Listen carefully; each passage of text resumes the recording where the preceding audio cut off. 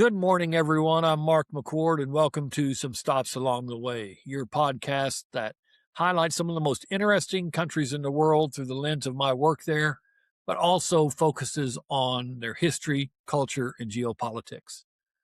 We're in a theme right now called Islam's Fault Line. We've been in it now for several weeks.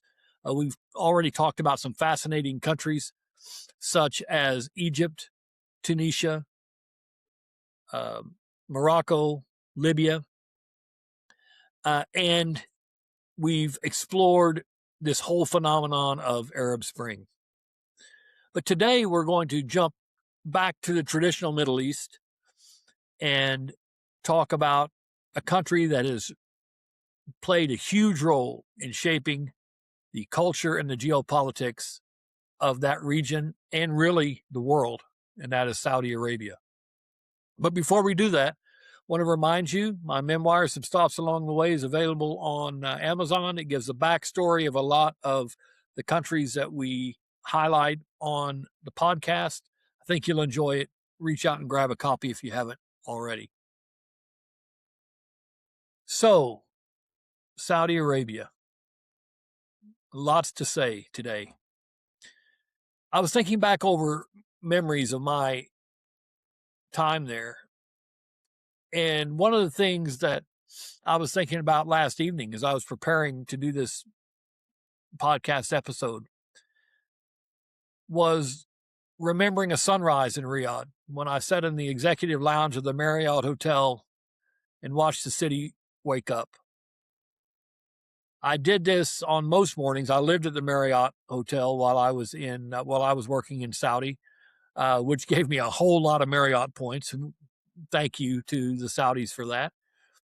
But one of my favorite things to do was to sit up on the 10th floor of the Marriott in the lounge and watch Riyadh shake itself awake in the morning. At that time of morning, the capital always looked deceptively calm. Its wide boulevards were still empty. The glass towers were catching the first light like they were waking reluctantly from a long sleep.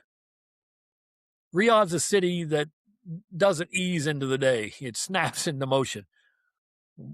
It can be empty, almost empty at one moment, and the next moment, just like snapping your fingers, there can be traffic everywhere, and the city just comes to life all at once. But for that few minutes each morning while I had my breakfast, the city pretended to be sleepy. On the morning in question, I remember how clear it was. And most mornings in Riyadh are clear, and this one certainly was, until it wasn't. The sandstorm came suddenly, the way they often do, without warning, without ceremony, without even the courtesy of a breeze to announce its arrival. One moment I could see all the way to the Kingdom Tower, its silhouette sharp against the sky, and the next moment the horizon blurred, then vanished, and then was swallowed by a wall of sand. In less than 10 minutes, the city before me disappeared in a tan cloud of dust. I remember sighing because I knew exactly what that meant, that I was going to be going out in it to get to work at the Saudi Arabian General Investment Authority, called SAGIA. Meetings don't pause for weather in Riyadh. Sandstorms are simply a part of their life. It's part of the landscape, like traffic or tea. They don't get too concerned about them, and as expatriates, we were told not to be concerned about them. We just put on a mask to minimize the intake of sand as much as possible and go to work anyway. So I knew my driver would be waiting outside. And I finished my breakfast, I gathered my briefcase, and headed downstairs.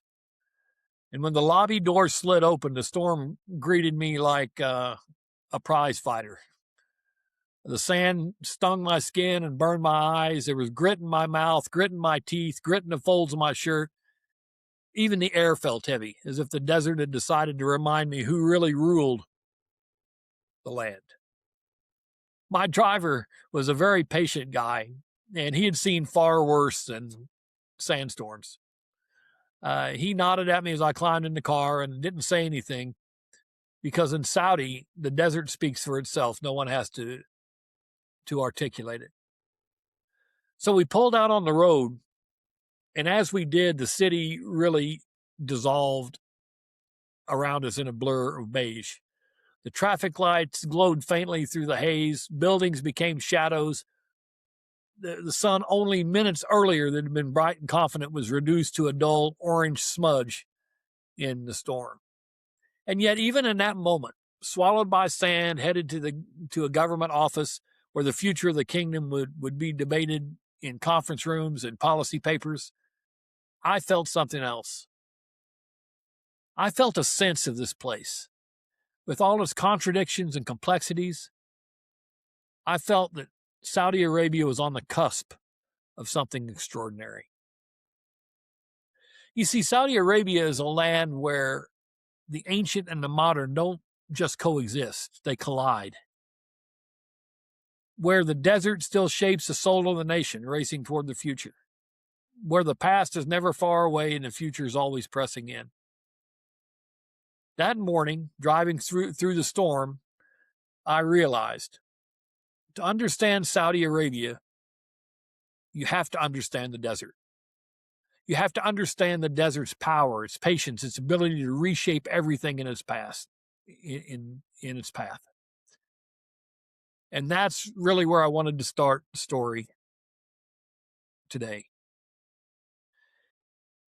For virtually anyone that's ever worked in Saudi, the first things they'll talk about are the heat and the sand. And those things have coexisted there since the beginning of time. But Saudi Arabia is such a complex place, and as I said before, it's so filled with contradictions that even doing this podcast is a little bit challenging, because I don't know that I'm going to be able to capture for you the enormity of the complexity and the contradictions that actually exist in this country, but I'm going to do my best. But to understand any of that and how the desert plays such a role in the ecosystem and the psyche of Saudi Arabia, we have to really look at its history. You see, before there was a Saudi Arabia, before the oil, before the skyscrapers, before the House of Saud, there was Arabia, a land defined not by borders, but by tribes, not by governments, but by relationships, honor, and survival.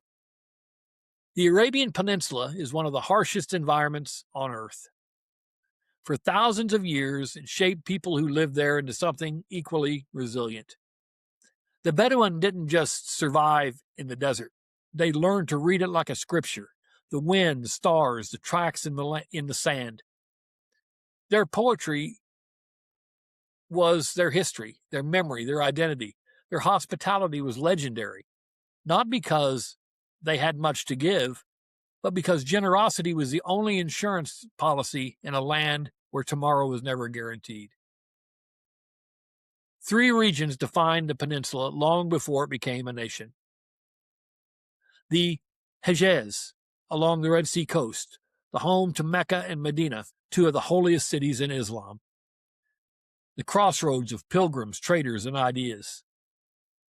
Najd, the vast central plateau, the birthplace of the Bedouin ethos and the austere religious revival that would later shape the kingdom.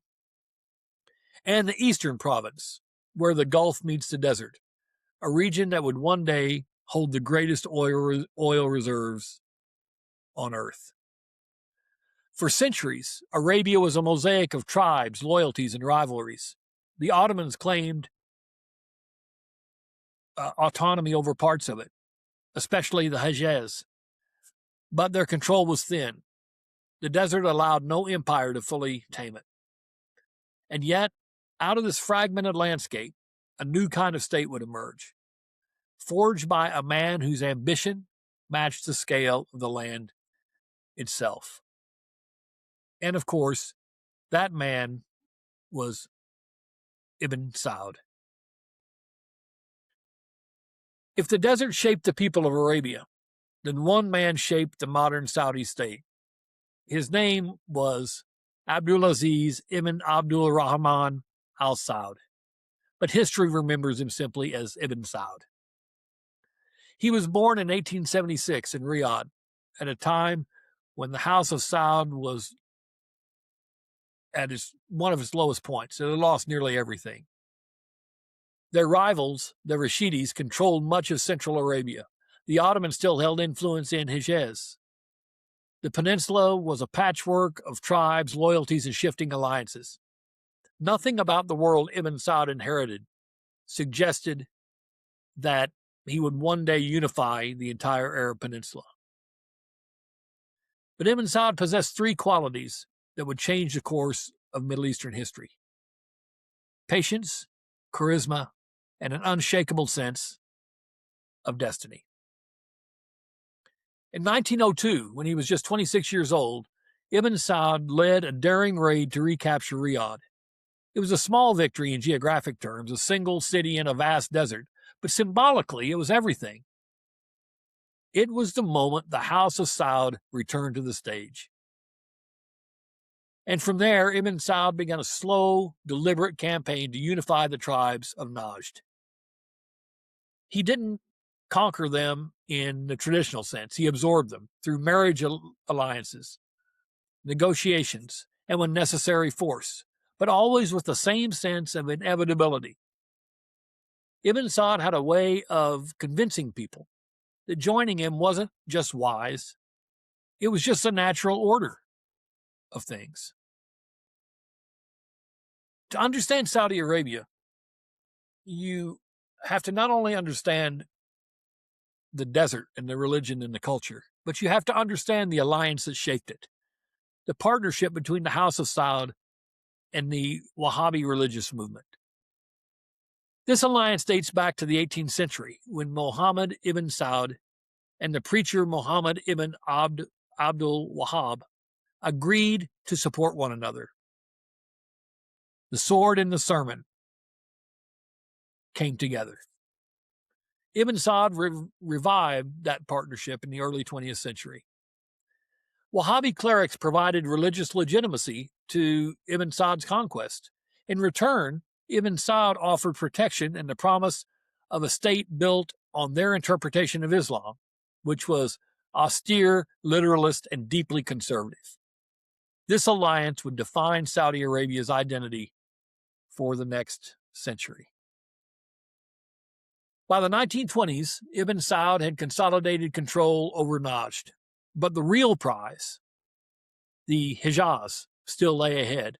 Mecca and Medina were under Hashemite rule, supported by the British, but the Hashemites were weakened by World War I and the shifting politics of the region. Now remember, we've heard the term Hashemite before, the Hashemite kingdom of Jordan, because the Jordanian kings were actually from Saudi Arabia. They were Hashemites. And so in the 1920s, the Hashemite rule of the Hejaz was beginning to wane, even with British support. In 1925, Ibn Saud captured Jeddah. The Hejaz fell soon after. For the first time in centuries, the holy cities of Mecca and Medina were under control of a single Arabian ruler. In 1932, Ibn Saud declared the creation of the Kingdom of Saudi Arabia, a new state forged from tribal alliances, religious legitimacy, and the sheer force of one man's will. Ibn Saud ruled not through institutions, those would come later, but through relationships. He was a master of tribal politics, a man who could sit in a tent with Bedouin sheikhs one day and negotiate with British envoys the next. He fathered dozens of sons, many of whom would later rule the kingdom.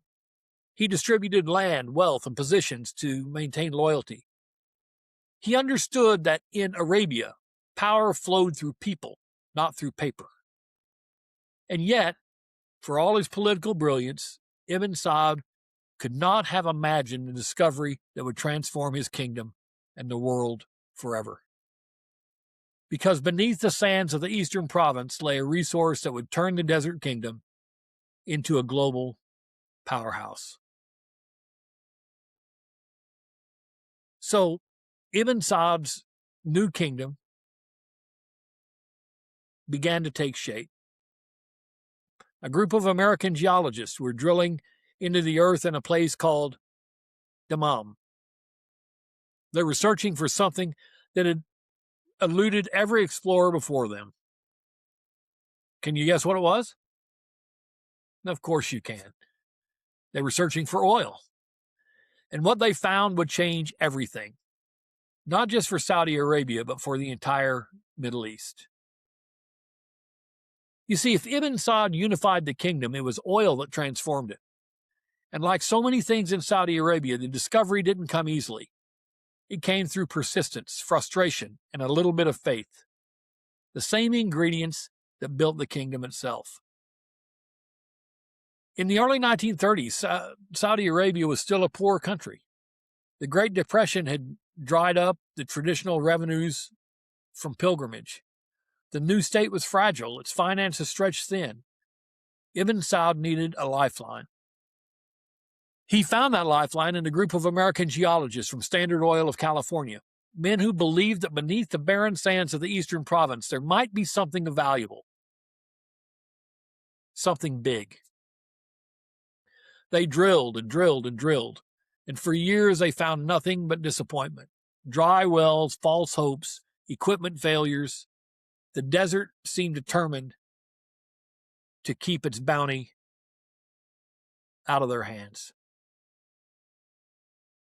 But then, in 1938, everything changed at a well called Dammam No. 7. On March the 3rd, the drillers hit a massive oil reservoir.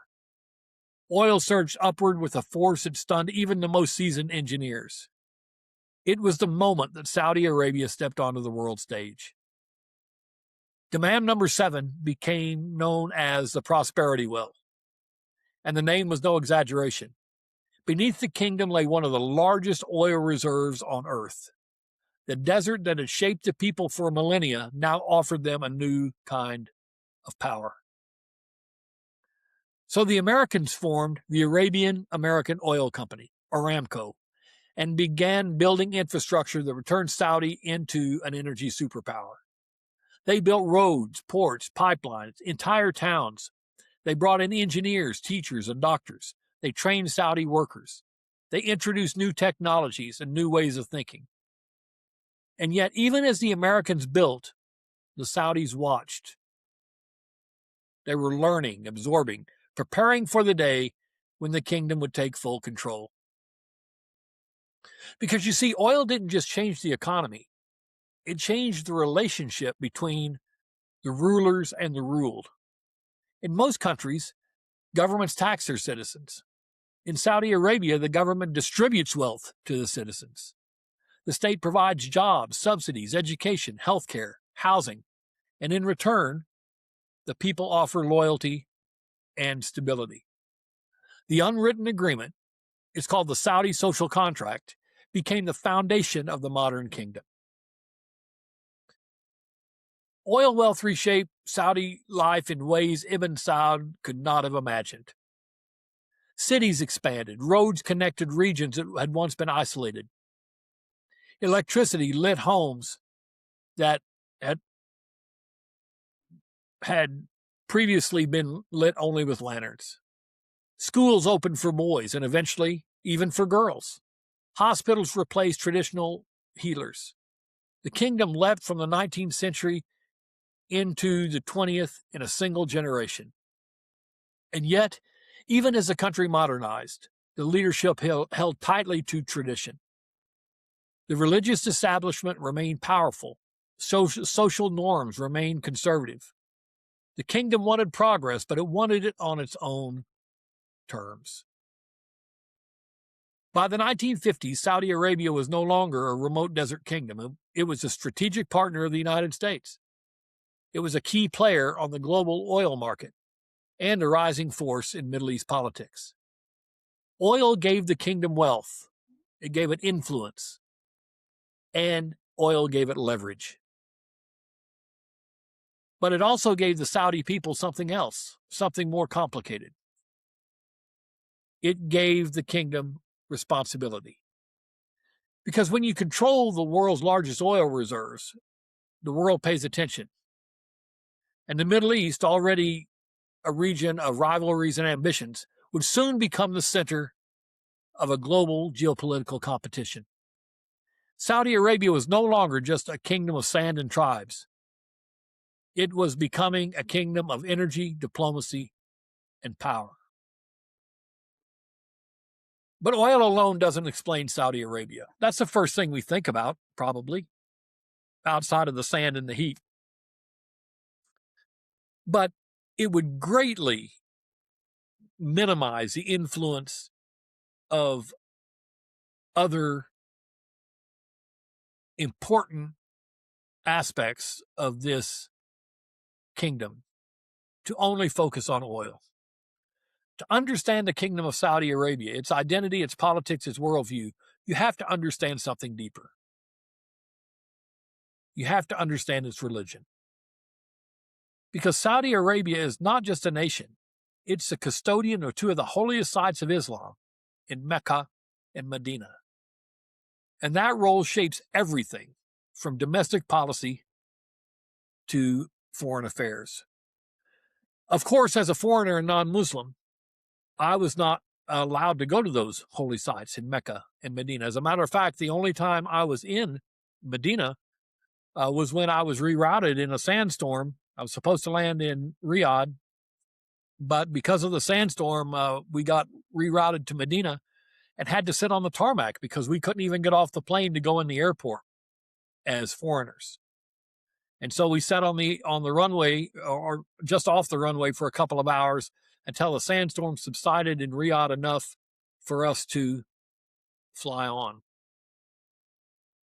Religion permeates everything in Saudi society. And for those of us who were foreigners who worked there and who were non-Muslims, we were respected, and but they also expected us to respect them. For instance, if you were a woman, a foreign woman working in Saudi Arabia, whether you were Muslim or not, you wore the abaya, the long robe and the headscarf that Saudi women wore. You were expected to do that. I remember sitting in the lobby of the Marriott Hotel, some friends and I, on many occasions, and laughing because as with every public facility in Saudi Arabia, there was a member of the religious police in the lobby at all times. They wore a brown uniform. They were very easy to spot. And there was a British lady who was continually flouting the requirement of wearing the abaya. And so she would have it on, but she would have it open in front. She would walk down the lobby, and we got a big kick out of watching the religious policeman chase her, saying, "Madam, madam, madam, madam, please cover, please cover, please cover." And we thought it was a mistake the first couple of times, but after that, we realized she was doing it on purpose just to infuriate this guy. But that is kind of a funny example of what happened every single day that I was in Saudi Arabia. You see, oil gave Saudi its wealth, but religion gave it its identity. A kind of moral authority that's unmatched by any other Muslim majority nation. To understand Saudi Arabian politics, its culture, its worldview, you have to understand the role of Islam. Because in Saudi Arabia, religion isn't just a private matter. It's an absolute foundation of the state. As I said before, Saudi Arabia is home to two of the holiest sites in Islam, Mecca and Medina. Every year, millions of Muslims from around the world travel to Mecca to perform the Hajj, a pilgrimage that is just one of the 5 pillars of Islam. For many, it is the most important journey of their entire lives. The Saudi king carries a title no other leader on earth can claim: the custodian of the 2 holy mosques. It's not just a ceremonial title either, it's a responsibility, a spiritual, political, and symbolic responsibility. It gives the kingdom a unique place in the Muslim world, and it also gives Saudi Arabia influence far beyond its borders. But the religious identity of Saudi Arabia is not just about geography, it's also about theology. The kingdom's official interpretation of Islam, called Wahhabism, is rooted in the teachings, as I said before, of Muhammad ibn Abd al-Wahhab, an 18th century preacher who sought to purify Islam by returning to what he believed were the earliest and most authentic practices. His message was austere, literalist, and deeply conservative. It rejected what he saw as innovation, superstitions, and a deviation from the faith. It emphasized strict monotheism, modesty, and obedience to religious authority. When Ibn Saud revived the alliance with the Wahhabi movement in the early 20th century, he wasn't just seeking religious legitimacy. He was forging a partnership that would define the kingdom for generations.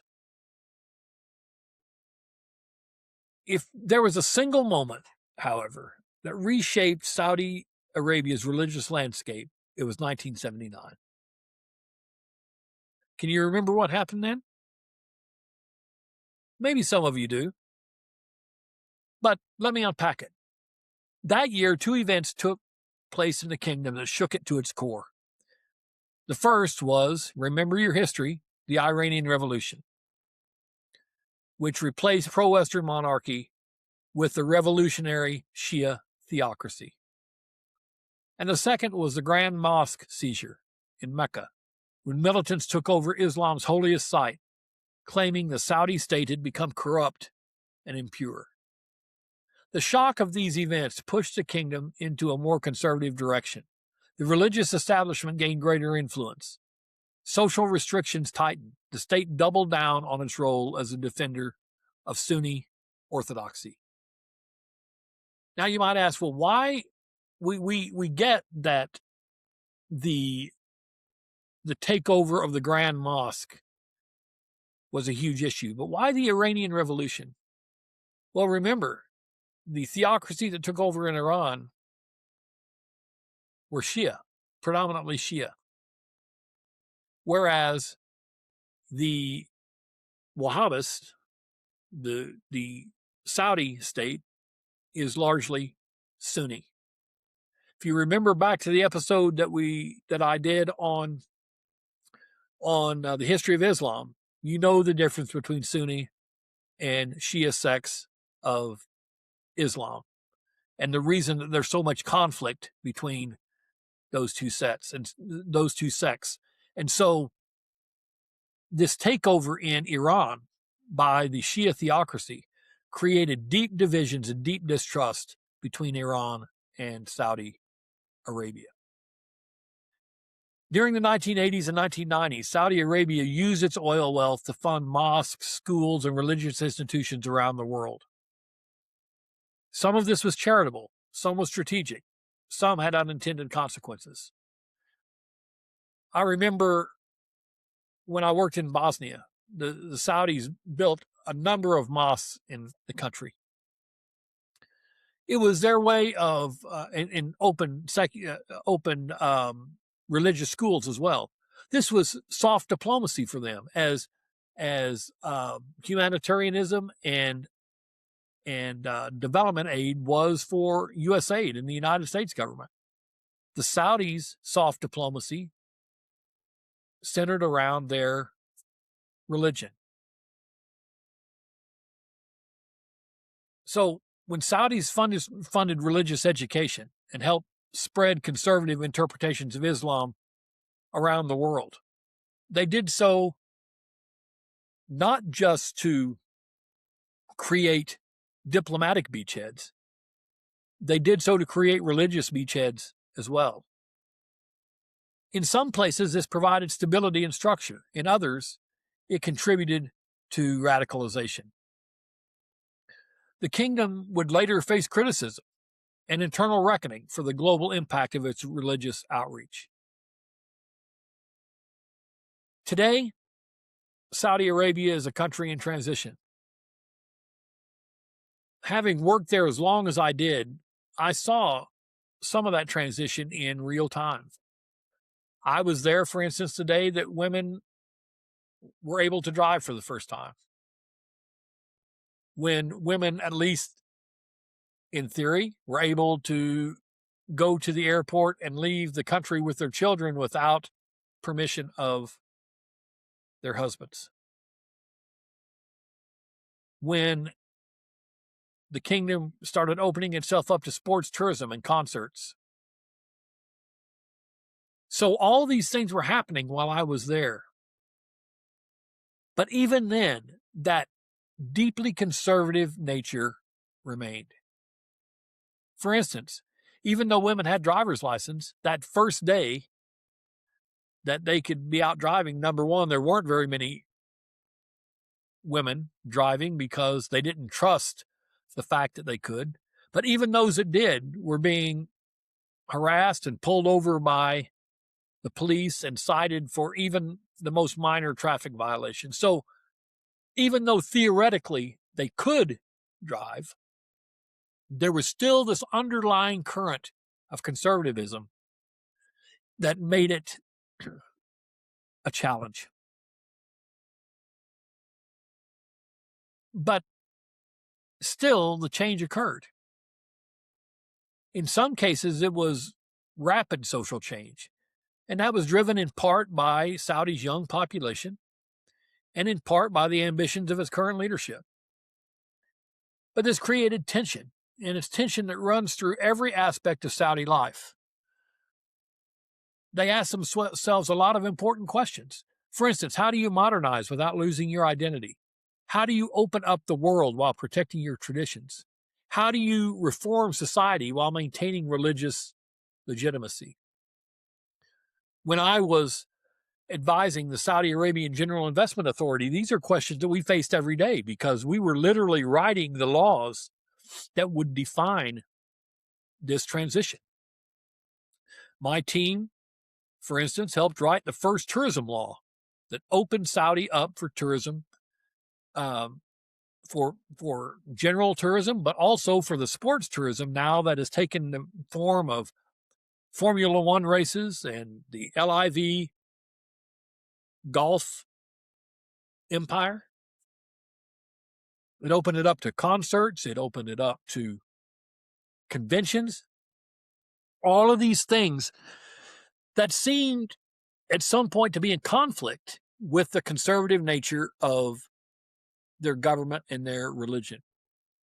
So these questions were not abstract. They were very difficult. And it's something that my team, which was outside of myself, mostly Lebanese, with a few Saudis sprinkled in, had to really walk carefully on a tightrope to make sure we didn't fall one way or the other and damage the work that we were trying to do. Fortunately, we had a very good boss, Dr. Iman Al-Mathuri, who was a great professional, brilliant woman, and someone who had a real vision for the balance of economic growth and religion. Religion still, though, shaped every facet of daily life. It shaped the kingdom's foreign policy as well. Because Saudi Arabia's religious identity is not just a domestic matter. It's a geopolitical asset, as I alluded to before. And sometimes It's a geopolitical burden.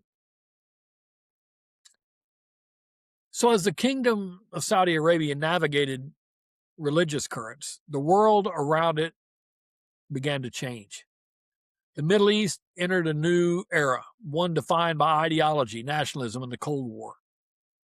And Saudi Arabia, with its oil wealth and religious authority, found itself in the center of a regional struggle for influence.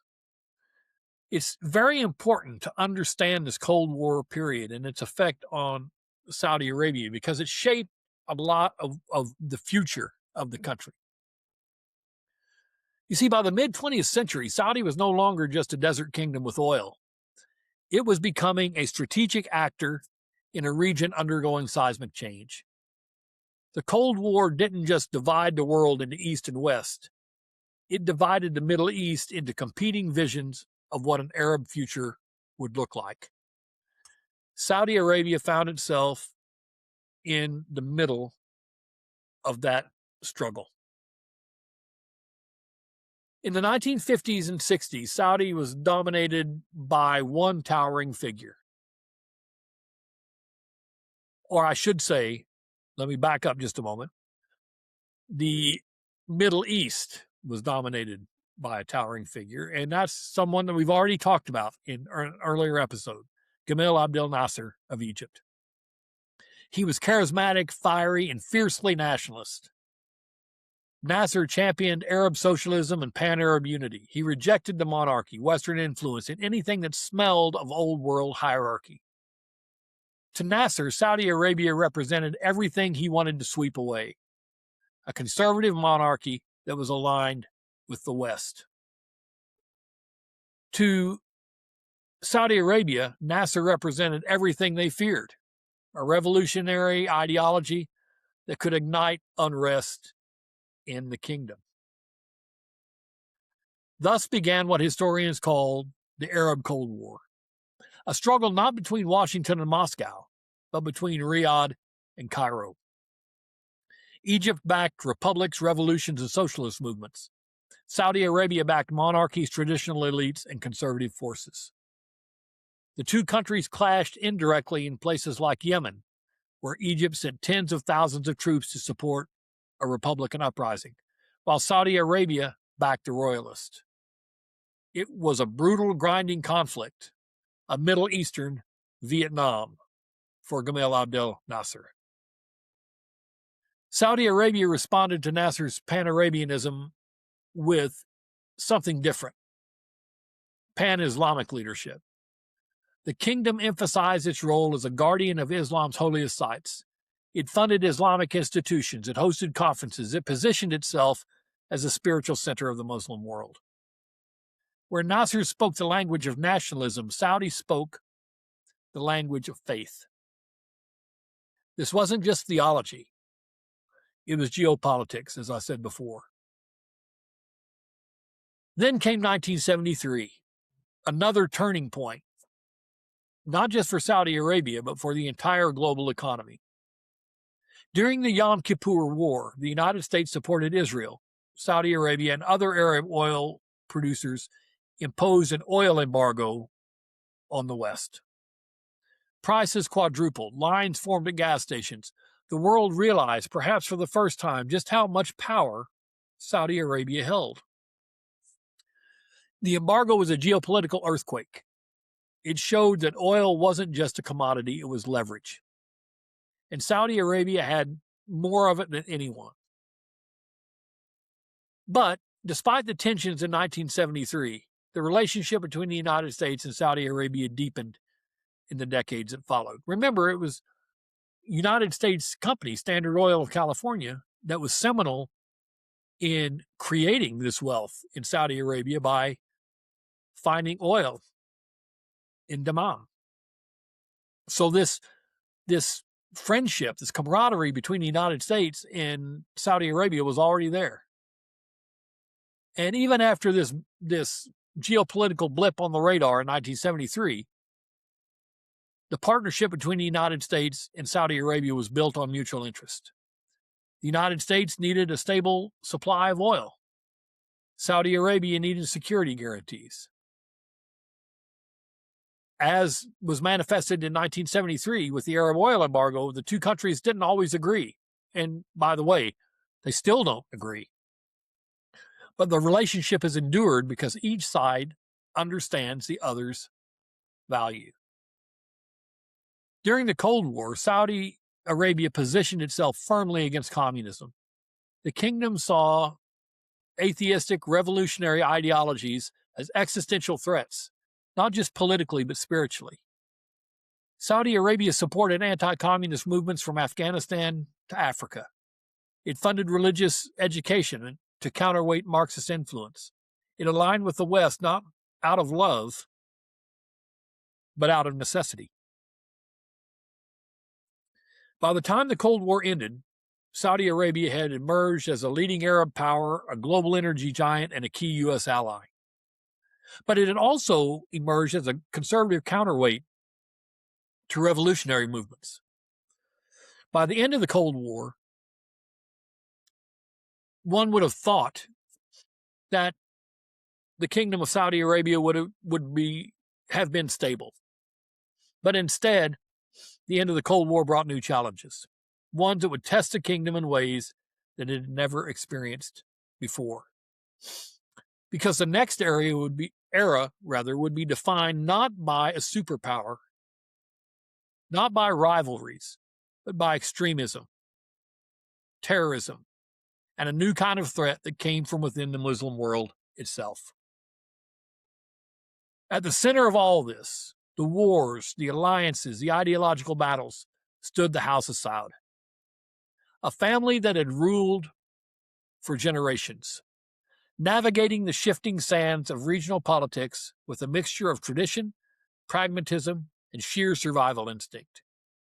But even the most enduring dynasties face pressure. And in Saudi Arabia, those pressures were building. Next time, on the next episode, we're going to really dig into the House of Saud. And in doing so, we're going to look at the past, present, and future of the Kingdom of Saudi Arabia. And I'll share more of my thoughts and my experiences in this fascinating country as well. But I want to leave you with what I think is a funny story. Hopefully you will as well. We talked a lot about oil today and how oil changed not just the direction for this kingdom in the sand in the Middle East, but changed its geopolitical positioning in the entire world. Now, I am not a petroleum consultant. It's funny because I grew up in the state of Oklahoma and was surrounded by the oil patch. In fact, I knew so many people that worked in the oil patch, but I know nothing about petroleum. Other than to have a cursory conversation from things like drilling to fracking, I know very little about how the oil industry works. I understand the economics of it, but as far as the functional part of how to extract oil from the earth, I know almost nothing. So when I was the advisor to Saudi Arabian General Investment Authority, my team worked on all the sectors that were non-petroleum. So we didn't have a petroleum expert. I wasn't a petroleum expert. But I remember one day when Dr. Iman, as we called her, came in the office, and usually she was very calm and unflappable, but this day she was just a little bit on edge because the petroleum consultant that they had been expecting to join them at a visit to the Aramco refinery with the minister had not shown up. His flight had gotten canceled. He wasn't there. And yet the Aramco refinery visit was imminent. And so she came in that morning and says to me, "Need you to go to the Aramco refinery with me. The minister's going to be there, and you need to impress upon them that we know what's happening in the petroleum industry and that we're prepared to take the requisite actions relative to public policy. I said, Dr. Iman, I know nothing about the petroleum. You know that. I know nothing about the petroleum industry. I'm the worst person to take. I literally know nothing about this. I'm not a petroleum consultant. And she looked at me and said, today you are. Get in the car. We're going now. So she got in her Land Cruiser. I got in mine. We drive out to the Aramco refinery. I'm a nervous wreck the entire time because I know nothing, and pretty soon they're going to know I know nothing, and the minister's going to be there. So we drive out in the middle of the desert to the big Aramco refinery. We get out, and I'm introduced as the petroleum consultant. I am literally sweating bullets. I'm sweating, of course, because it's freakishly hot, but if one could actually sweat bullets, I was doing that. I spent that entire tour of the Aramco refinery walking around saying yes or no. The minister would say, what he just said, is that applicable? Yes. And I just kept saying the same thing over again. If they had asked me to elaborate on anything, I would have been absolutely doomed. So I spent the entire time basically saying yes, very few no's. And we finally come to the end of the tour, and we're getting ready to leave. And I am starting to breathe a little bit easier now. And so we shake hands with the officials, the Aramco refinery. Minister goes back to his vehicle. I'm turning to go back to mine. And the head of the Aramco refinery calls me back. He says, Mr. McCord, please return. I thought, oh, here we go. Busted. So I turn around and go back, and I'll never forget it. He looks at me and said,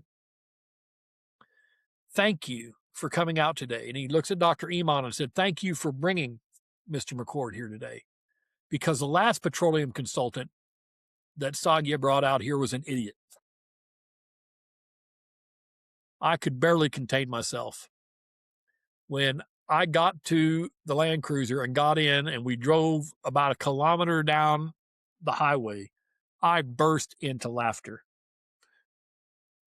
Because if the person before me, who was actually a petroleum consultant, was an idiot, that made me an idiot times 1,000. And yet I was able somehow to pull that off. That's just one of the myriad of funny stories I could tell you about my time in Saudi Arabia, and I'll share more in future episodes. I hope you'll join next Monday for the second episode on Saudi Arabia, where we're going to dig into the House of Saud and the kingdom's past, present, and future, especially focusing on its present and future. Until then, have a great week. We'll see you next time on some stops along the way.